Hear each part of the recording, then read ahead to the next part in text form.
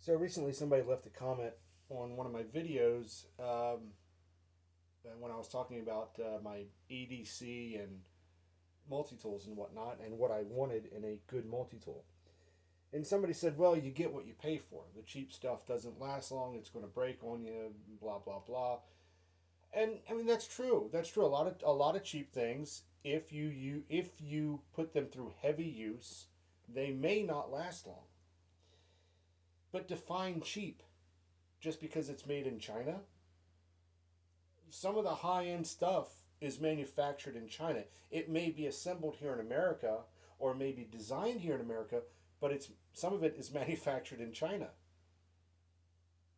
and gets shipped over here for maybe assembly or at least distribution to make it seem American made. And just because something is American made doesn't make it the best. When it comes to knives, some of the best knives that people look for bushcrafting, for example, or EDC or survival or just everyday use, are Mora knives made in Sweden, and you can get those for about $10 to $20 depending on the model. I've got one. It's very sharp. It does the job, and it's carbon steel. I prefer carbon steel for at least bushcrafting situations. For example, if I'm out in the woods and I want to practice bushcraft and I have a piece of flint rock or any sort of rock that can throw a spark. So anything harder than a number 7, quartz and above, and anything with a conchoidal fracture. So quartz, flint, which would include chert as well, obsidian if you have it in your area, um, and others that can do that. Jasper, agate. So I like carbon steel blades for that application, but I'm not against stainless steel blades. They're perfect. So what do you mean by cheap? Because I paid little money for it? The knives that you see right there are all $10 or under is what I paid for each one of those knives. The one at the top of this picture, it's a very cheap, I don't even know who makes it. Maxim, I think, is the name brand. Maxam.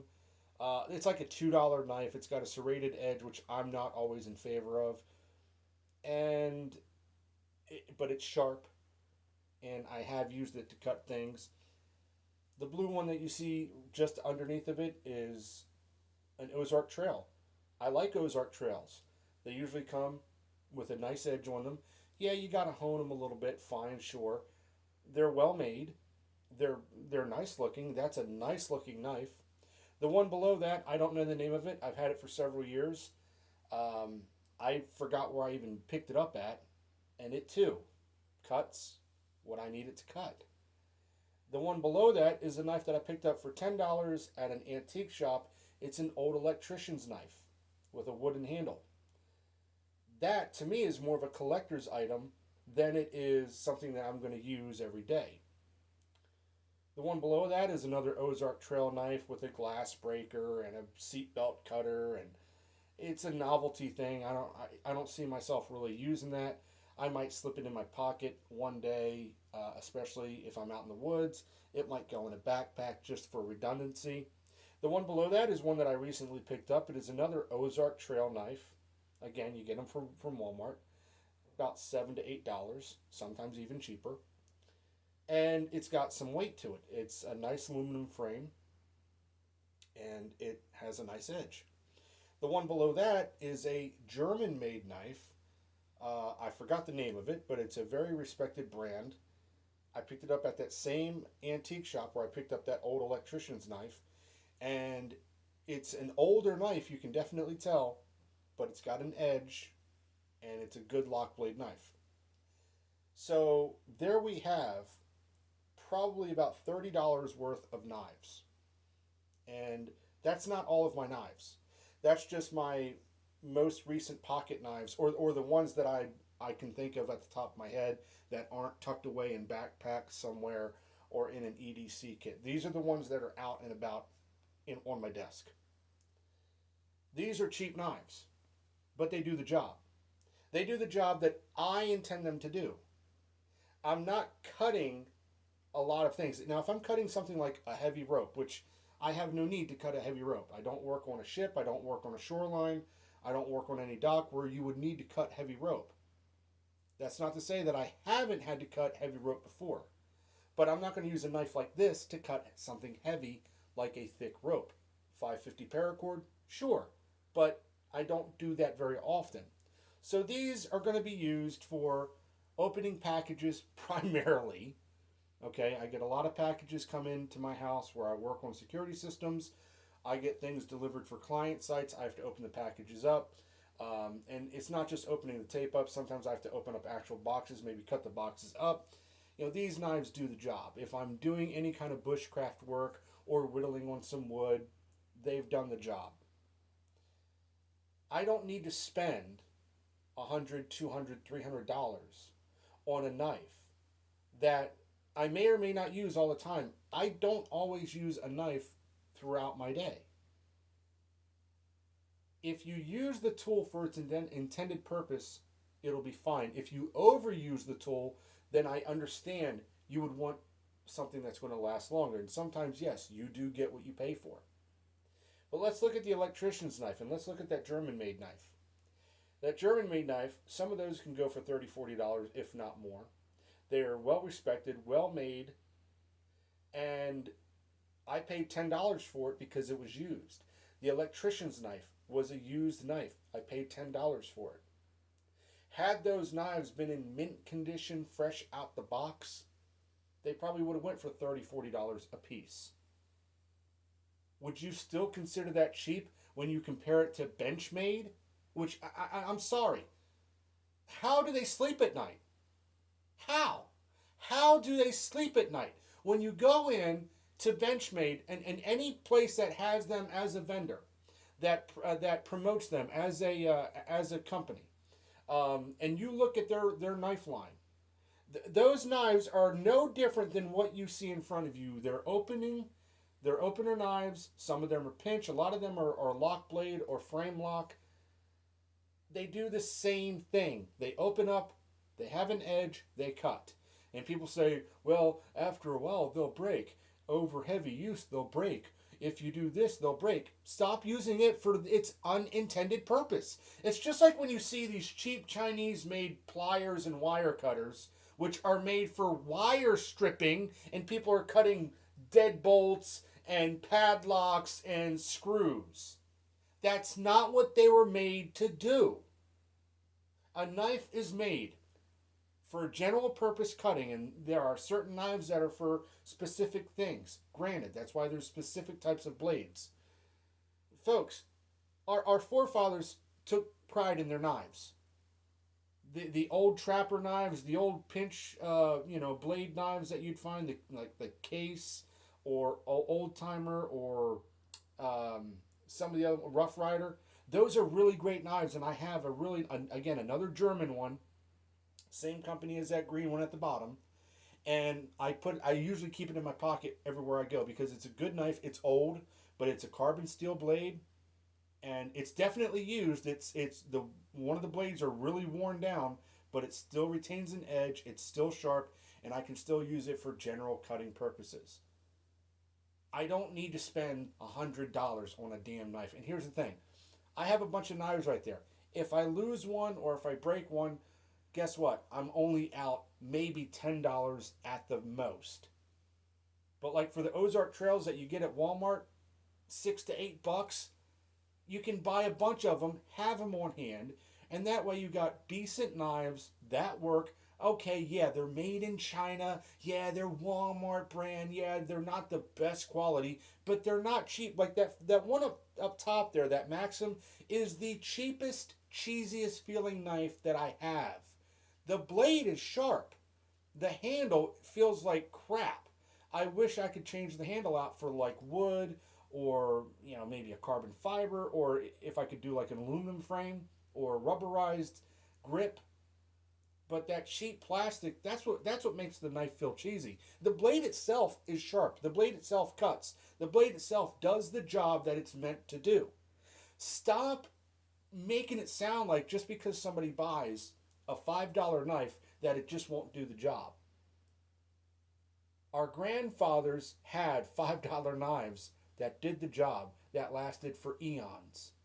That's why you can go into an antique shop or a flea market or anywhere, a thrift store, and find a lot of those old trappers that have seen a lot of use. I'm not talking about the ones that are fresh out the box that they're trying to sell you brand new. I'm talking about the throwaway knives that they have in a little bin for $5 a pop.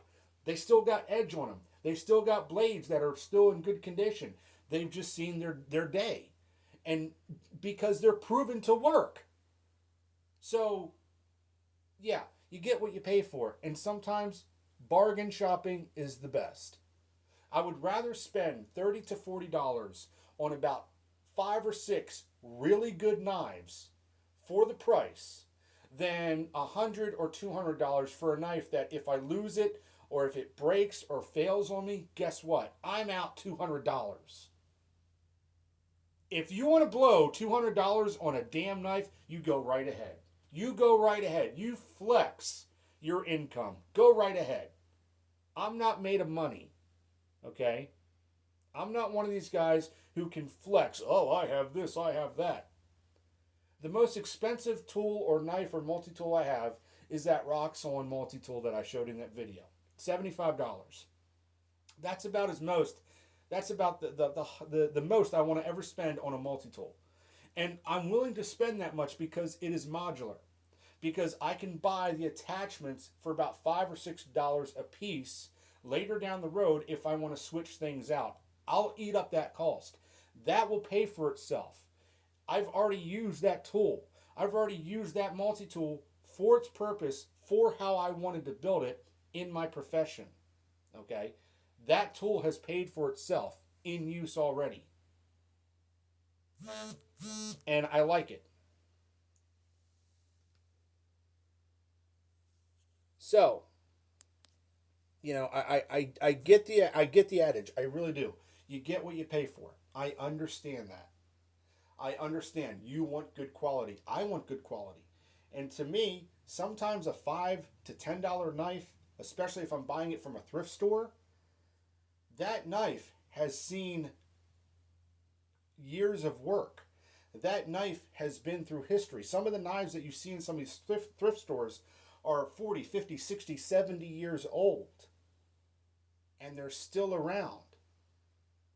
And I guarantee they are nowhere near in their prime, nowhere near the cost of something like a Benchmade or a Victorinox or a Leatherman or anything like that. When you buy those knives, you're not buying a knife. You're buying somebody's ego. You're buying somebody's ego. I'm sure there's great features to those knives. Glow-in-the-dark handles, Benchmade makes that. Awesome idea. Guess what? They don't need to be $300. Carbon fiber handles, that's beautiful. That's awesome. That's ergonomic. They don't need to be $300. Unless you're inlaying these things with fucking gold.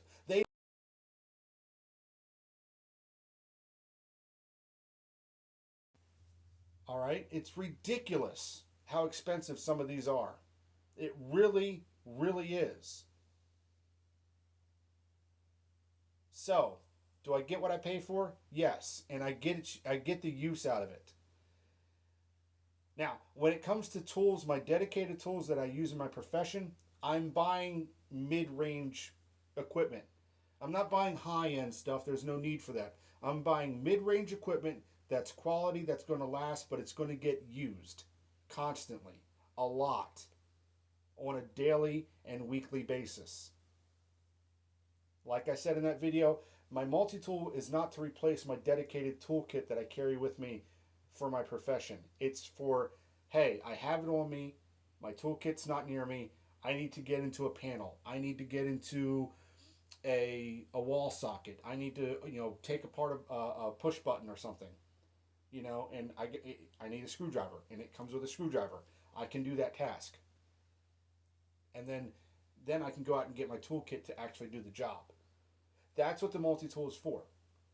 The knife is for, I need to cut something real quick, or it's not very good to do this, but I will do this with a cheap knife.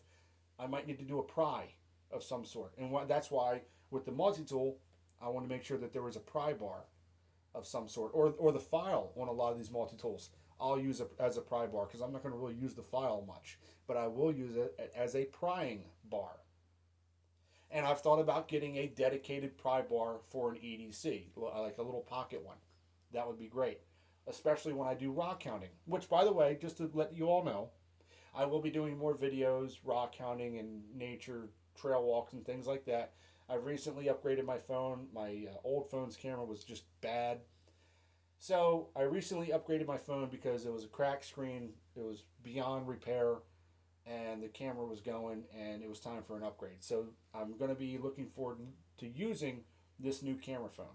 Unfortunately, my GoPro has bit the dust. Later down the road, I'm going to end up getting another one. So I just wanted to address that comment. And again, I'm not trying to harp on the person that left that comment. I do appreciate the comment. Absolutely. I'm all about quality, but I don't feel the need to spend $100, $200, $300 on something that I'm going to use that may or may not last. I've owned many knives throughout the years, and I've lost as many knives, if not more so, throughout the years.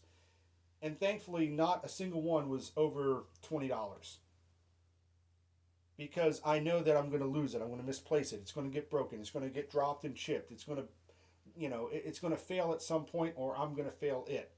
So I don't want to be out an extravagant amount of money for a simple freaking pocket knife. It is ridiculous, folks. And I'm not going to be supporting these companies that charge an extravagant amount for these knives. It is utterly ridiculous. I can see spending $30 to $40 on a really good folder. I really can. Or a trapper knife. I can see spending up to 75, maybe 100 on a really good multi-tool. But like I said in my previous video about this topic, I would need it geared for what I would want to use it for. Simple as that. That's why I like Roxxon, and that's why I also wish they were more modular than what they already are. But for what they provide, I like it. Anyway, that's about all for now. Sorry for the rant, but I just had to address this and get this off my chest. So I will do videos like this every now and then where I just talk about a topic and leave it there. But I will be doing more videos soon of rock hounding, exploring, etc. as the days and the weeks progress. Thank you all for listening. Thank you all for subscribing. And I'll see you on the next one. Peace out.